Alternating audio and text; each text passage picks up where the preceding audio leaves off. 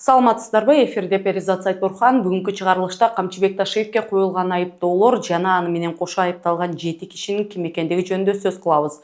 Ошондой эле Кыргызстан менен Тоганын күтүүсүз достугунун себебинин артында эмне турат? УКМК тыңшоолорду мыйзамдаштырууда. Эми сиз өзүңүз билбеген күндө деле УКМК кайсыл маалыматтарды ала алат? Төрөлгөндүгү тууралуу күбөлүктүн кымбаттыгы, Бишкектеги көчөлөрдү суу басышы, Ноокат районундагы жарандар ичкен кир суу жана өкмөт башчысы Адылбек Касмалиев Камчыбек Ташиевдин ордун толугу менен басууну каалап, алгач футбол союзуна президент болуп шайланса, кийин журналисттер менен Бишкектин четиндеги эле болгон жолугушуусуна вертолет менен келген деген. Апрелчилердин Бакиевтерден алган кунун жана ага коомдун реакциясы жөнүндө сөз кылабыз.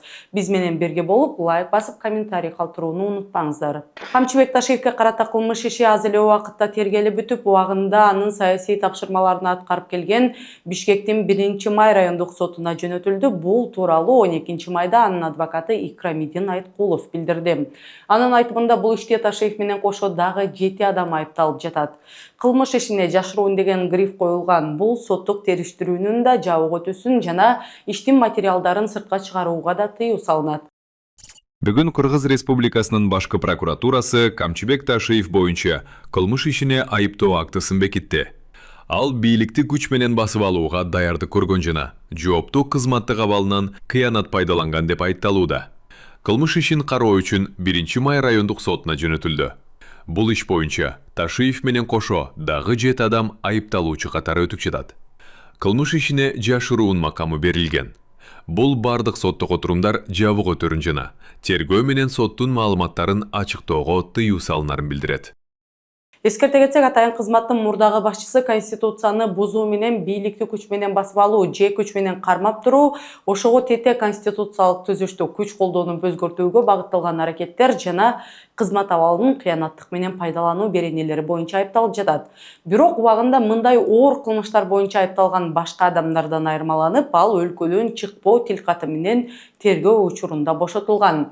Бул беренелер боюнча айыптуу деп табылган күндө Ташиевдин мүлкүн конфискациялоо менен 10 жылдан 15 жылга чейинки мөөнөткө эркинен ажыратуу, айып пул жана белгилүү бир убакытка чейин кайсы бир кызмат ордун ээлөө же болбосо белгилүү бир иш менен алектенүү укугунан ажыратуу каралган.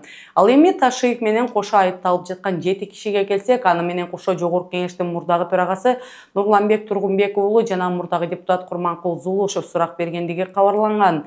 Бирок аларга карата да кылмыш иши козголгонбу, азырынча белгисиз болуп келген. Ал эми Ташиев менен бул айыптар боюнча акталарына ишенимин билдирген. Эгер 75-тин катыда бийликти күч менен басып алуу катары баалана турган болсо, анда Ташиевдин саясаттагы өкүл атасы аталган коомдук ишмер Бекболот Талгарбеков, Эмилбек Узакбаев, Курманбек Дыйканбаев жана Алы Карашев жана ички иштер министринин мурдагы орун басары Курсан Асановдор 75-тин каты боюнча мурдараак кармалашкан. Тургунбек уулу жана Зулушев менен чогуу алардын саны 7-ни түзөт. Айыпталуучулардын дал ошол жогоруда аты аталгандар экендигин адвокат Акынбек Ногоев тастыктап, бул ишке жашыруун грифин кое тургандай маалымат жок экендигин белгиледи. Албетте коомчулук үчүн маанилүү болгон бул иш эмнегедир коомчулуктан толугу менен жашырылып, ички иштер министрлиги тарабынан бир да толук маалымат берилбей жаткандыгы суроолорду жаратпай койбойт. Кээ бир укукчулар Ташиевдин кылмыш ишин кароонун жашыруун болуусу бийликке да Ташиевке да пайдалуу болуп, алардын макулдашууга жана компромисстик чечимге келүүсүн жеңилдетет деп эсептешет. УКМКнын 22 кызматкери Камчыбек Ташиев кызматтан кеткенден кийин кылмышка шектелип кармалган. Алардын айрымдары тергөө абагында, кээ бирлери үй камагында алынган. Бул тууралуу УКМКнын төрагасынын орун басары Алишер Эрбаев Жогорку Кеңештин комитетинин жыйынында билдирген. Эрбаев коопсуздук кызматынын абийирсиз кызматкерлерден тазалоо иштери уланып жаткандыгын кошумчалаган.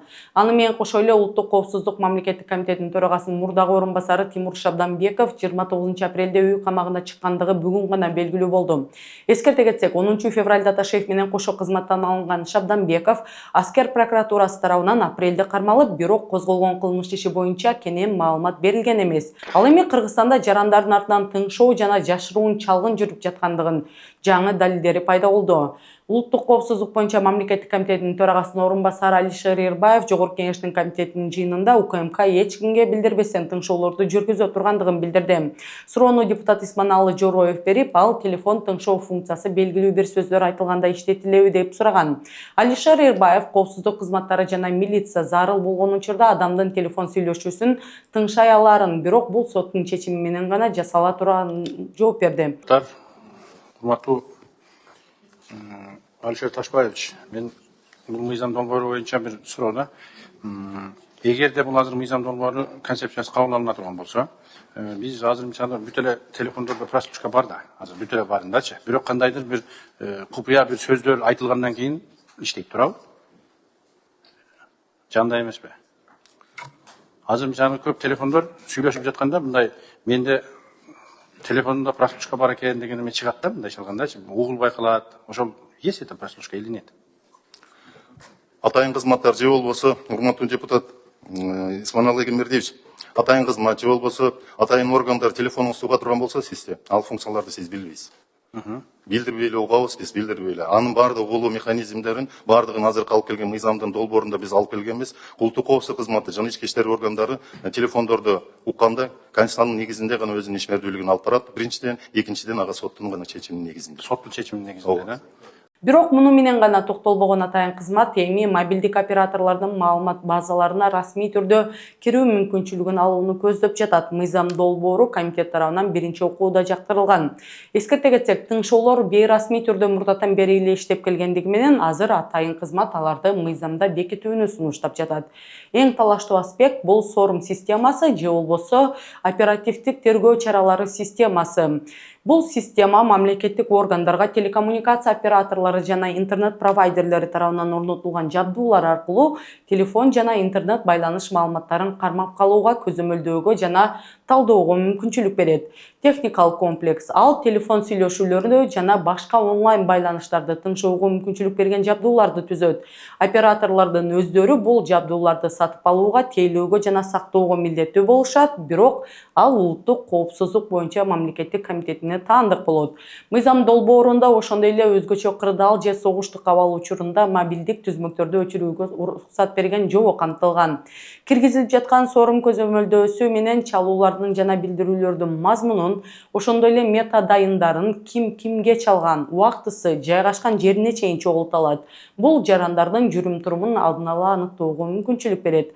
Кыргызстандын Конституциясы жана жеке маалыматтар жөнүндөгү мыйзамдар купуялуулукту жана байланышты коргогондугу менен, эгерде эл аралык маалыматтарды коргоо стандарттарын жана так юридикалык кепилдиктер сакталбаса, практика декларациялангандан артта калышы мүмкүн. Ал эми кечээ коом арасында Таймураз Ташиевдин өкүлүүлүгү экендиги айтылган Жогорку Кеңештин депутаты Темирлан Айтиев кызматтан кетти. Ал Борбордук шайлоо комиссиясына кызматтан кетүү жөнүндө арызын берген. Темирлан Айтиев эң жаш депутаттардын катарын толуктап, 26 жашында 20-округтан шайлоодо жеңишке жетишкен. Ички иштер министрлиги анын атасы Тынычбек Айтиевди алдамчылыкка шектелип камакка алгандыгы тууралуу маалыматтар пайда болуп, анын атасы Тынычбек Айтиев жаңы Жай Инвест ЖЧКсынын директору экендиги белгилүү болгон. Темирлан Айтиев мандатын тапшырары менен эле анын атасы Тынычбек Айтиевдин камакка алуу чарасы өзгөртүлүп, үй камагына бошотулган. Эсиңиздерде болсо, апрель окуяларын курмандыктарынын жакындары качкын президент Курманбек Бакиевдин үй бүлөсүнөн компенсация талап кылып, бул коом арасында гана эмес, апрель окуясынын курмандыктарынын башка мүчөлөрү тарабынан да сынга кабылган. Эми болсо алар үчүн завод, жатакана жана бала бакча курулуп, ага Садыр Жапаров өзү барды. Бул боюнча маалыматты 2010-жылдын апрель окуяларынын айрым катышуучуларынын атынан Facebook'тагы Айкөл Тазакоом коому билдирген. Авторлор 7 апрелде каза болгондордун үй бүлөлөрү жана октон жаракат алгандар Бакиевдердин үй бүлөсүнүн тигүү фабрикасы, жатакана жана бала бакча түрүндө кун алышкандыгы деп ырастады. Өз постунда жабыркагандардын жакындары 2010-жылы бийлик алмашкандан кийин мурдагы президент Курманбек Бакиевди жоопкерчиликке тартуу боюнча убадалар эч качан аткарылбагандыгын жана апрель окуяларынын көптөгөн катышуучулары этибарга алынбай келгендиги айтылган. Апрель окуяларын катышуучуларынын бири Усупбай Шеримбаев. Бакиевдер 400 жумуш орду бар тегүү фабрикасын, 320 орунду жатакананы жана 220 балага ылайыкталган бала бакчаны курган деп ырастады. Ал эми президент Садыр Жапаров болсо Бишкекте курулуп жаткан жаңы Ош базарын жана автобекеттин карап чыккандан кийин ал жерге барган. 2 гектар жер берилип башта. Мен башында ойлодум ай салбайт го депчи. А бүгүн көрүп отурам салып бияка жалпы канча жээ болду? 317 киши. Каза болгондун туугандары жаракат алган. Ошондо баары толук кирдиңерби? Баары толук кирдиби баары тең? Калып калгандар болду. Калгандар деле болсо акционерный общество деп ошондо жалпы ошо 317 киши кожоюн болуп атасың. Эске сала кетсек, 2024-жылдын июнь айында президент Садыр Жапаров апрель окуяларын катышуучуларынын тобу ага тегүү фабрикасы үчүн жер бөлүп берүү өтүнүчү менен кайрылгандыгын билдирген. Кайрылууда Бакиевдер бир нече жолу моралдык жана этикалык жоопкерчиликти алып, каза болгондордун жана жарадар болгондордун үй бүлөлөрүнө компенсация төлөөнү сунушташкандыгы айтылган. Өткөндү кайтарып алууга болбойт. Жашоону артка кайтарууга болбойт. Ошондуктан биз жабырлануучулар үчүн жардам суроону туура деп чечтик. Биз Бакиевдерге каза болгондордун жана жарадар болгондордун үй бүлөлөрү үчүн бизнес ачууну сунуштадык. Алар макул болуп, тигүү цехин курууну сунушташты. Айрымдар апрелчилер сатылып кетти деп айтышат. Бирок муну айтуудан мурун алар апрелчилердин бут кийимин кийип, аны менен жүрүшү керек. Бирок апрель окуяларынын айрым катышуучулары мурда Бакиевдердин үй бүлөсү менен мындай келишимдерге каршы чыгып, мурдагы президентти актоо аракети катары кабыл алынышы мүмкүн болгон демилгелерди колдобой тургандыгын билдиришкен. А коомчулук болсо бул аракеттерди сындап, муну Бакиевдерди актоо аракети катары баалашкандар дагы жок эмес. Бакиев аянтта 87 адамды атып өлтүрүп, бир катар коомдук жана мамлекеттик ишмерлерди Медет Садыркулов, Жыргалбек Сурабалдиев, Баяман Эркинбаев, Үсөн Кудайбергенов, Геннадий Павлюк жана башкалар өлтүрүп, өлкөнү талаптоноп, банкрот кылып, улуттар аралык чүр чатактын туңгуюгуна түшүргөн. Ал бул үчүн Кыргызстанда соттолгон. Анын ордуна апрелчилер, эгер алар чын эле ошондой болсо, Бакиевдерден компенсация катары өздөрүнө 400 кишилик тегүү цехин куруп беришкен. Мындан кийин биз чындыгында жакшы жакка өзгөргүбүз келет. Мындан бир нече жума мурун Кыргызстанга Тогонун премьер-министринин Бишкекке болгон сапары көпчүлүктү кызыктырып, Кыргызстан менен соодалыкта, дипломатиялык алакасы жок африкалык авторитардык өлкөнүн лидерин келүүсү суроолорду жараткан. Муну иликтеп көргөн иликтөөчү журналист Болот Темиров Того өлкөсү менен болгон мындай күтүүсүз жакындашуу криптовалюта аркылуу Орусияга санкцияларды качууга жардам берүү менен байланыштуу болгондугун аныктады. Орусиянын президенти Путинге жакын делген Роман Абрамовичтин жана молдовалык качкын бизнесмен Илон Шордун ээлик кылгандыгы айтылган A7 компаниясы Кыргызстан аркылуу Того, Нигерия жана Зимбабведе кеңселерди ачып жаткан. Анын ишмердүүлүгү Кыргызстандын өзүнүн Европа биримдигинин санкцияларына кабылышынын себептеринин бири болгон. 29 апрелде Садыр Жапаров Того Республикасынын премьер-министри Фореса Зимне Гнасингбени кабыл алып, анын сапарын тарыхый окуя деп атап, ардактуу африкалык конокко ысык көлдү жеке өзү көрсөткөн. Тараптар бир нече келишимдерге кол коюп, эки тараптуу сооданы өнүктүрүүнү талкуулашкан. Темиров Лайф юстиция министрлигинин маалымат базасынан тоголуктардын катышуусу ыктымал болгон бир гана компанияны тапкан. Ал A7 Africa. Иликтөөдө бул компаниялар Орусиянын криптовалюта экспансиясынын таянычтары деген таянак чыгарылган. A7 Нигерия жана A7 Africa 2025 жылдын сентябрь айында Бишкекте түзүлгөн жана алардын документтерине ылайык башка финансылык ортомчулук менен алектенишет. Негиздөөчүлөрү нигериялык Чибидире Эммануэль Аджере, тоголук Бениндик Тосу деген аты бар адамдар болгон. Алардын өнөктөштөрү Орусиялык A7 компаниясы былтыр ноябрь айында орусиялык чиновниктер Нигерияда A7-нин кеңсесин салтанаттуу түрдө ачып, ачылыш асеминде Кыргызстандын желеги көтөрүлүп турган, бирок биздин өлкөнүн өкүлдөрү катышкан эмес жана өлкөнүн өзү айтылган эмес. Того шектүү крипто бизнести өнүктүрүү үчүн ыңгайлуу жер, ал жерде криптовалюталар жана аларды казып алуу жөнгө салынбайт. Chainalysis Global Crypto Adoption Index'in маалыматы боюнча 2020-21 жылдары Того криптовалютаны кабыл алуу боюнча дүйнөдөгү алдыңкы 10 өлкөнүн катарына кирген. Калктын олуттуу бөлүгү банктары жок айыл жергелеринде жашайт. Ошондуктан криптовалюта Тогодо кадимки акчанын ордуна которуулар жана каражаттарды сактоо үчүн көптөн бери колдонулуп келет. Депутат Дастан Бекешев мамлекеттик кызмат көрсөтүү борборлорунда берилүүчү көбөлүктөрдүн кымбаттыгынан нааразы болгон жарандардан арыздары түшкөндүгүн белгиледи. Анын айтымында жарандар чоң суммадагы акчаны төлөп, бирок документтин өзүн эмес, QR көрсөтүлгөн кагазды гана ала алышкан. Мне вот пишет сегодня гражданка с Сукулука, говорит, пошла в ЦОН получить свидетельство о рождении на ребенка. Она поменяла имя ребенку. Они говорят, мы не можем вам дать это свидетельство. Не дадим. Бланков нет. Зато взяли 1100 сомов за одну бумажку, что просто, есть это свидетельство. Да, такое свидетельство есть, и все. Она говорит, дайте мне свидетельство о рождении. Они говорят, у вас тундуки есть. Она говорит, мне нужно, чтобы бумажно было. Не можем дать. Другая гражданка обращается также в ЦОН, говорит, дубликат документа, чтобы сделать, тоже 1000 с чем-то сомов. Одна бумажка, представляете, вот просто бумажка с QR-кодом столько стоит. Я не понимаю вообще просто, с принтером проблема у вас, с чем проблема? В законе о государственных и муниципальных услугах четко написано, вот если вы его прочитаете, что все государственные и муниципальные услуги должны оказываться по себестоимости. Неужели у нас одна бумага может стоить более 1000 сомов? Түндүктө 50 жашка чейинки негизи жарандардын баардыгы документтери цифрлуу форматта каралган. Алар бекер берилет, бүт мамлекеттик органдар тарабынан ал юридикалык күчкө ээ.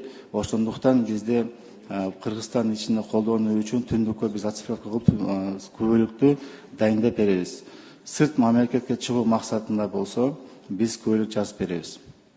Басы тууралуу биз карап чыгабыз. Кээ учурда түндүк иштебейт, телефон өчүрүп калат, телефон жок болуп калат, телефон урдалат. Ошол учурда жаран документсиз калабы? Силер андай кылбай эле дубликатты бербейсиңерби? Эми акчаны төлөгөндө, видите, вы и так сумасшедшие цены сделали. Эми бериш керек да кагазды. Депутат мамлекеттик жана муниципалдык кызматтар жөнүндөгү мыйзамда бардык мамлекеттик кызматтар жарандарга өз баасы менен көрсөтүлүш керектиги так жазылгандыгын белгилеп, бизнес кылууну токтотууну айтты. Анын айтымында, эгер телефон өчүп калган же жоготулган учурда элдер документсиз калуусу мүмкүн. Ал эми бул мамлекеттик документтерди берүүнү бизнеске айлантып керек болсо, коррупцияга толгон Лагос жана Нигерия сыяктуу өлкөлөрдөн паспорт басып чыгууга буйртма алдык деп мактанган Учкун басмаканасы жана ага ээлик кылган президенттин иш башкармалыгы, анын ичинде Каныбек Туманбаев боюнча Садыр Жапаров кабар маалымат агенттигине маек берип, анда социалдык тармактарда анын иш башкармасынын ыйгарым укуктарын жана кирешелерин көзөмөлсүз өсүшүнө байланыштуу айтылган нараазычылыктар боюнча комментарий берди. Президенттин иш башкармалыгы көзөмөлдөн чыккан жок. Жогорку кеңеш, министрлер кабинети жана укук коргоо органдарынын баары тийиштүү көзөмөлдү жүргүзүшөт жана зарыл болгон учурда президенттин иш башкармалыгынын ишине баа беришет. Санариптик өнүктүрүү, байланыш жана массалык маалымат каражаттары министрлиги болжол менен 5 жыл бою көз карандысыз агенттик катары иштеген. Бирок өзүнө жүктөлгөн милдеттерди аткарбагандыктан, бюрократиядан жана жоопкерчиликти бир агенттиктен экинчисине өткөрүп берүүдөн улам, анын айрым функцияларын президенттин административдик департаментине өткөрүп берүү чечими кабыл алынган. Ал эми кыска убакыттын ичинде анын иши бир топ күчөдү. Андан кийин ал адаттагыдай эле аны менен макул болбогон блогерлерди айыптап, өзү көнүп калган сөздөр менен атаган. Чындыгында Жогорку кеңештин жана министрлер кабинетинин президентке түздөн-түз баш ийген органдары көзөмөлдөөгө юридикалык укугу жок. Ал эми Туманбаев өзүнүн агенттигинин иши жөнүндө Жогорку кеңешке эч качан ачык отчет берген эмес. Франциядагы монархиянын король өлдү жана жаңы король кош келдиң деген сөздөрүндөй болуп, 12 майда Шератон Бишкек мейманканасында Кыргыз футбол биримдигинин 2026 жылдагы кезексиз съезди өтүп, Кыргыз футбол уюмунун жаңы президенттин шайлоосу өткөрүлүп, ага көрсөтүлгөн жалгыз талапкер министрлер кабинетинин төрагасы Адылбек Касымалиев болду. Ал бир добуштан шайланды. Жоопкерчилик сиздердин алдыңыздарда мага берген ишенимиңиздерди мен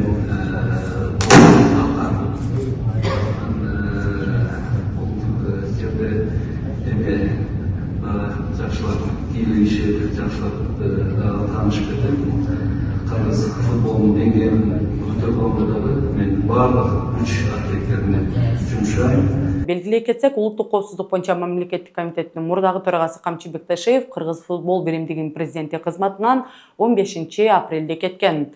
Ал эми аны менен гана токтоп калбаган өкмөт башчысы Камчыбек Ташиевдин образын толугу менен кайталоону чечкенби Айтор Адылбек Касымалиев түндүк айланма жолду текшерүү үчүн тик учак менен учуп келди. Бул иш-чара өкмөттүн дагы бир ноу-хау пиар стратегиясынын бир бөлүгү болуп, журналисттер жана блогерлер дагы аткаруу бийлигинин ачык айкындуулугун көрсөтүү үчүн текшерүүгө чакырылган. Бирок аларга вертолет көрсөтүлгөн жок. Региондордо болсо президенттин тапшырмасы менен облустук жана райондук жетекчилердин эл менен жолугушуу суланууда. Мисалы, Ноокат районунун Көкчар айыл аймагынын жашоочулары облус башчысынын эл менен болгон жолугушуусу учурунда эл кандай кир суу ичип жаткандыгын айтып, бөтөлкөгө коюлган сууну колуна тапшырган. Ал таза суу маселесин чечүү 2020-жылы башталып, бирок бүгүнкү күнгө чейин созулуп жаткандыгын айткан. Ноокат районундагы Көкчар айыл округунун тургундары менен жолугушуу учурунда жергиликтүү тургун Ош облусунун президентинин өкүлү Аманкан Кенжебаевга бир бөтөлкө кир суу берген. Кенжебаевдин айтымында бул Сапарбаев каналынын болжол менен 60 000 адам алып ичкен суу. Жакта 20 000 калк Төмөйүн Араван районунун эли суу ичет.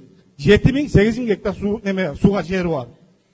Азыр мына ушу каналды полный күргүлү год берген болсоң, 10 000, 15 000 гектар сууга жерди дагы эл ишеткенге даяр, мисалы үчүн. Чого мына ушул 20 000 халк менен мына ушул 60 000 халктын сууну жерини сууга жерин теңдештирип берсе. Мына ушул себеби мен о тармакта иштеп көрдүм. 40 миллион куб суу бата турган немеге 24-жылы сел болгондо ошол көл толду. 24. Ошол суу дагы жеткен жок. Акырга чейин акты. Мына Ваткоздагы бардыгы билет ушуну үчүн. Бирок мына ушул Араван районунун Төмөйүн элиге рахмат, 45-50 градус ыстык болот. Ошолорго скважинасы бар. Бул маселени чече турган нерсе, ошо скважинасыга светиге льгот такып бериш керек. Сиздер мына ушучу ушуну эске алып, мега мына азыр демелерге балдарга жөлөк пулу болотку, годный кылып 3 000 кылып атасыздар дагы, мына айыл жергестегилерге 1200 төлөнүп атат. Мына Төмөйүнгө ушул нерсе көтөрүп туруп, светин арзандатып берсе, суу бизге сентябрдан токтойт. Мына кече суу келди элге. Адамдар челек менен помидор эгишип атат. Тургундар ичүүчү суу көйгөйү 2020-жылдан бери чечилбей жаткандыгын билдиришкен. Алар ошондой эле 1000 куб метрлик түтүк орнотулгандыгын, бирок маселе чечилбей жаткандыгын белгилешти. Жергиликтүү тургундар көйгөйдү чечүү мөөнөтү дайыма кечиктирилип жаткандыгынан наразычы болушту. Ал эми Бишкекте катуу жааган жаандан улам жаан көчөлөрдү дарыяга айланткандыгына депутат Улукбек Карыбек уулу наразы болуп, анын айтымында шаардагы жолдор талапка жооп бербей тургандыгын, акыркы нөшөр жаан көрсөткөн. Депутат ошондой эле эми курулуп жаткан жаңы жолдор талаптарга туура келгендей курулуусу үчүн бул тармактагы текшерүүлөр жакшыртылып, көзөмөл күчөтүлүүсү керек деп эсептейт. Жарандар көчөлөрдү каптаган жаан суулары менен кантип күрөшүп жаткандыгы тууралуу видеолор буга чейин коомдук тармактарда активдүү тараган. Бул бүгүнкү күнгө карата жаңылыктардын негизгилери болду. Аны даярдап эфирге алып чыккан мен Перизат Сайтурхан. Кийинки берүүлөрдөн көрүшкөнчө аман болуңуздар.